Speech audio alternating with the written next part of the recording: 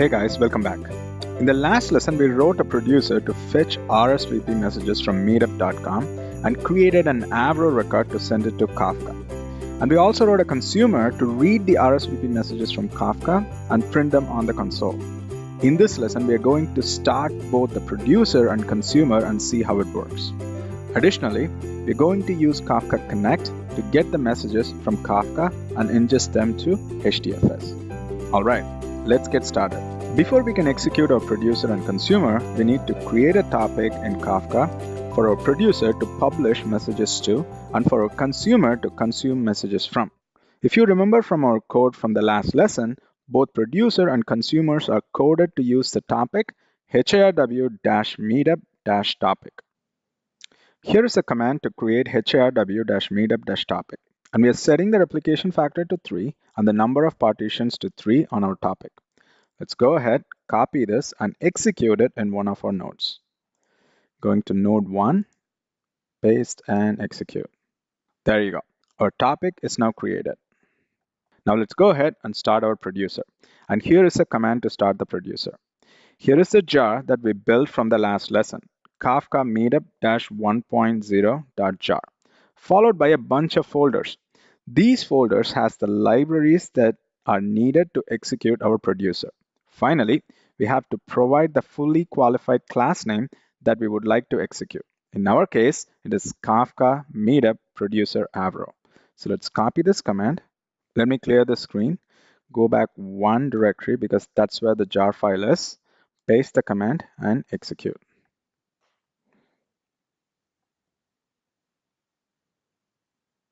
And there you go. Our producer is now running and we can see it is publishing the messages that are printed on the screen to the topic. And you can see the messages are flowing in pretty fast. It looks good so far. Now it's time to start our consumer. Here's the consumer code. And you can see when we start a consumer, it will be associated to the consumer group HRW Kafka Meetup Consumer Group. We have 3 partitions in our topic and we'll be starting 2 consumers. So 2 partitions will be managed by one consumer and another partition will be managed by another consumer. And here is how the architecture would look like. We are now getting the RSVPs from Meetup and our producer is now pushing into Kafka. We'll be starting 2 consumers that would belong to the same consumer group. Since our topic has 3 partitions, 2 partitions will be assigned to one consumer and another partition will be assigned to another consumer. Here is a command to start the consumer. Same deal here like the producer. We will use Kafka Meetup 1.0.jar followed by a bunch of folders. These folders has the libraries that we need to execute our consumer. Finally, we have the fully qualified class name that we would like to execute. In our case, it is Kafka Meetup Console Consumer. We're going to start 2 consumers, so I'm going to copy this command first. Let's open another terminal for node 1. Going to just duplicate the tab, clear. Now paste and execute. And there you go. Our consumer has right away started processing messages. So let's open another terminal and start another consumer. Here is consumer number 2. Okay, consumer number 2 has started now, and both consumer 1 and consumer 2 are processing messages, which is good. Since we have 3 partitions, one of our consumer will be assigned to 2 partitions in the topic, and the other consumer will be assigned to the remaining 1 partition. Everything looks good so far. Why don't we quickly do a describe on the topic and make sure the partitions are in sync. So I'm copying this. Let me go to another node and execute. There you go. As we know already, we have 3 partitions. There are leaders assigned to all 3 partitions, and we have all 3 replicas in the in-sync replica list, which is pretty good. Although we are looking great here, we are now consuming the messages and printing the information onto the screen, which is not fun, right? And there is not much of a use case here. The best use of the data is to ingest the data into HDFS and write some queries against it using Hive. And that is the real fun, right? Writing a consumer to print the messages on the screen, like the one we did with console consumer, is simple. But writing a consumer to write or ingest messages to an external system or another external data store would be difficult. For example, if you're trying to write to HDFS, first you need to understand the HDFS API. You also need to understand how HDFS works internally. Not only that, you need to understand the nuances of the destination application or data store where you're trying to ingest data into. For example, you don't want to write messages into HDFS as they come in. That would result in a lot of tiny files. You would have to batch the messages together and then write it into a file at once. So there is a lot of thought that needs to go in to integrating data into and from an external system with Kafka. Kafka community realized the need for connecting Kafka to other systems, and hence they created a framework called Kafka Connect. There are several predefined connectors built to connect Kafka to other systems by Confluent and the open source community. To check out the list of connectors, go to confluent.io/product/connectors. And here you will see the list of all available Kafka connectors. You will see there are two types of connectors, sync connector and source connector. Source connector help you to bring data from other systems into Kafka.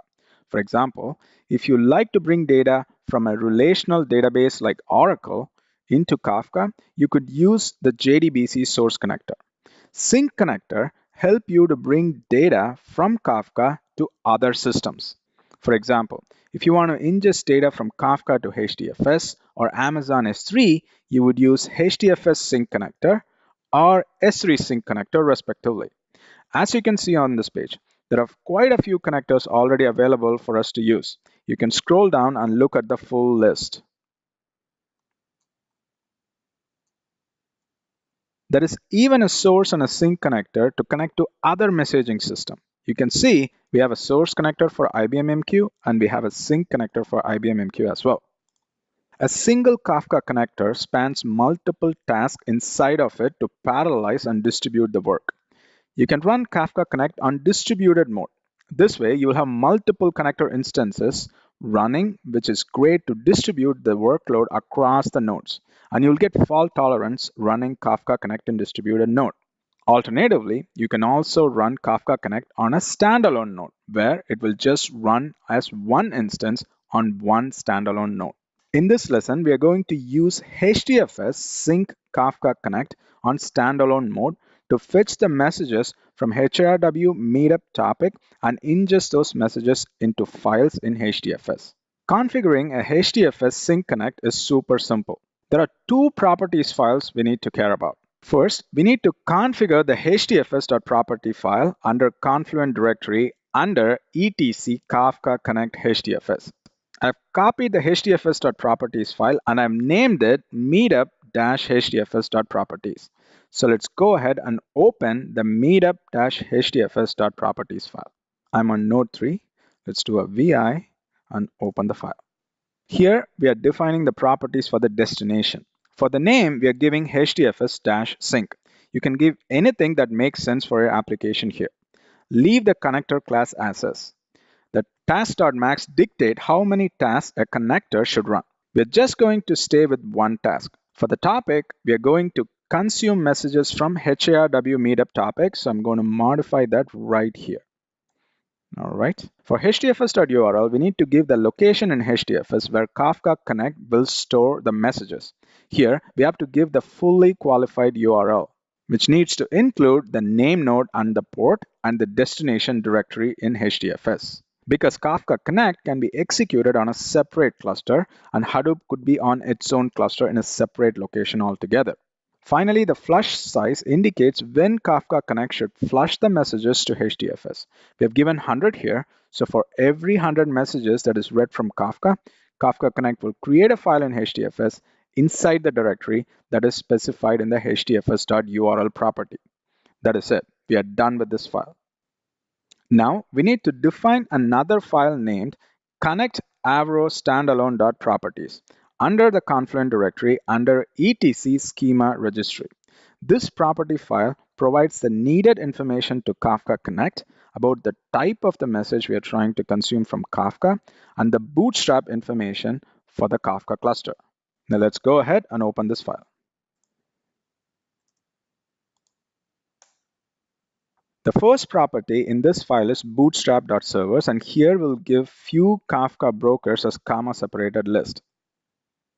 Next, we need to specify what is the type of converter Kafka needs to use to read our key and value. The type of converter depends on the type of key value pairs. If you recollect from our producer program, we use Avro serializer to serialize the key value pair. So here we are using Avro converter for the key converter and again Avro converter for the value.converter as well. The message will be returned to HDFS in Avro file format. That is it. The rest of the properties stay as is. Now we are ready to start the connect. Here in the command, you can see the two property files we just edited, and we need to pass them as argument when we start the connect. We will use the connect standalone script under bin to start the connect. And when we start the connect, it will consume the messages from Kafka and create an Avro file for every 100 message under the HDFS directory that we have provided in meetup-hdfs.properties file. And let's start our Kafka connect.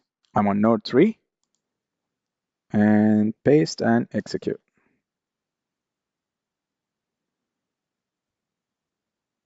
There you go.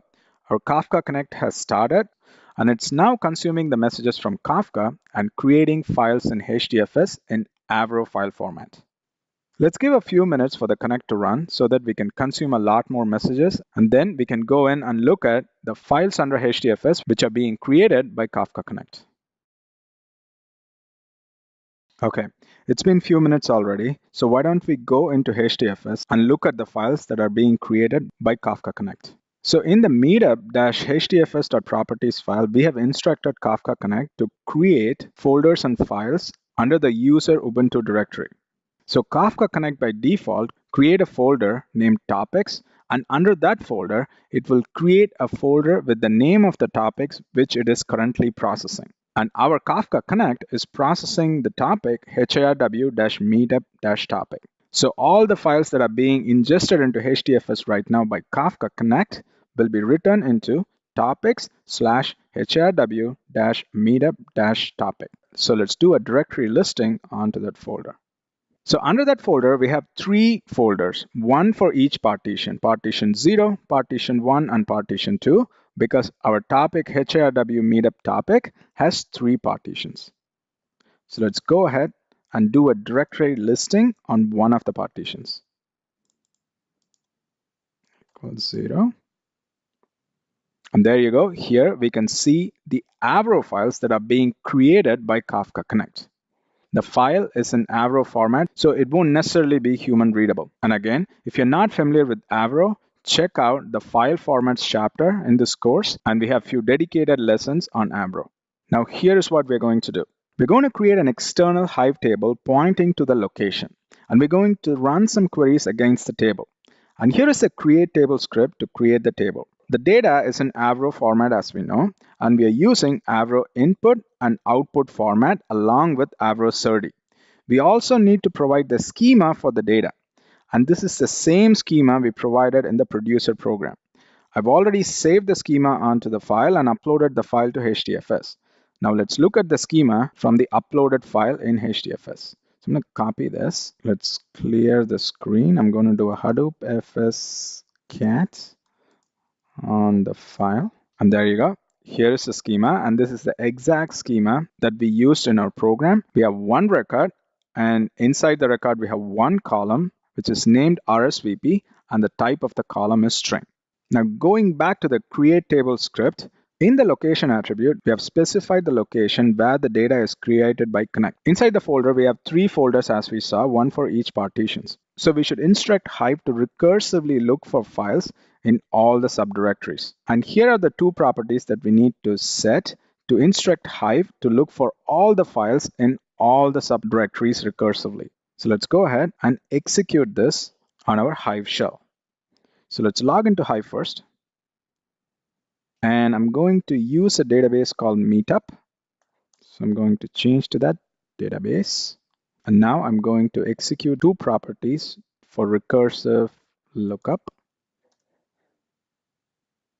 Now let me look at the list of tables that we have in this database. So I'm going to copy this create instruction. I'm going to create the table now. There you go. The table is now created. Now We're going to run a very simple select instruction to count the number of RSVPs that we are able to consume into HDFS via Kafka Connect. So it's just a simple select count one from table. So let's execute.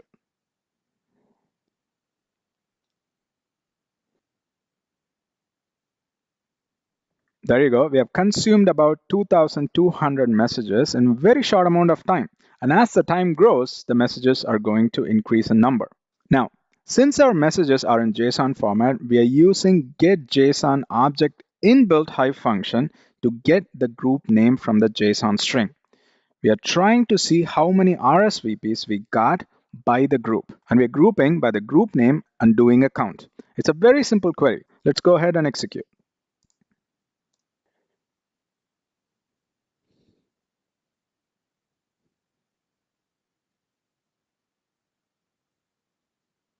Here is the result. And we have a lot of groups here. So we got a lot of records back.